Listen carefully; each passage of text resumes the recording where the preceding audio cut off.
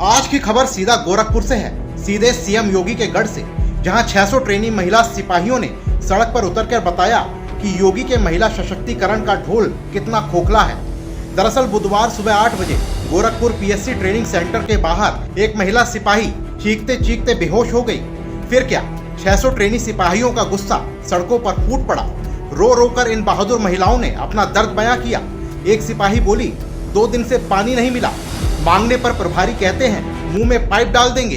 वाह, क्या शानदार जवाब है योगी के अफसरों का। दूसरे सिपाही ने कहा, 30-30 रिक्रूटर्स को एक कमरे में ठूंस दिया, लेकिन पंखा सिर्फ एक, 14 को टीन शेड में रखा जैसे भेड़ बकरियां हों। टॉयलेट में गंदगी का ढेर और आरटीसी प्रभारी कहते हैं खुद साफ करो।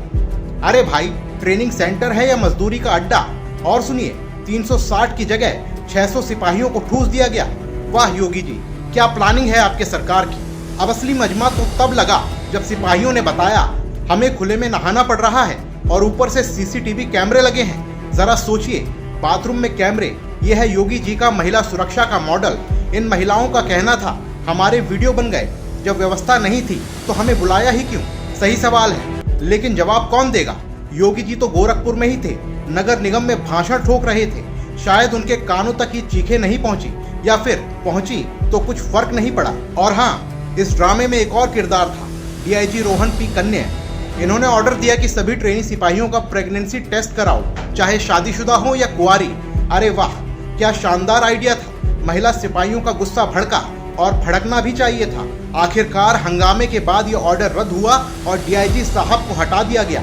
लेकिन सवाल ये है, ये फैसला लेने से पहले दिमाग कहाँ था? या योगी सरकार में दिमाग का इस्तेमाल करना मना है? आपको बता दें, जब ये सब हो रहा था हमारे सीएम योगी जी गोरखपुर में ही मौजूद थे। जी हाँ, उसी पीएससी कैंपस में जहां आज उनका प्रोग्राम था।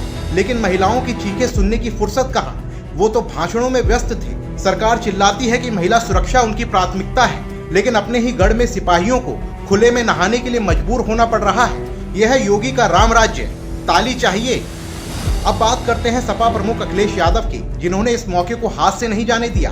अखिलेश ने कहा, जब सीएम के अपने शहर में ये हाल है तो बाकी यूपी का क्या होगा।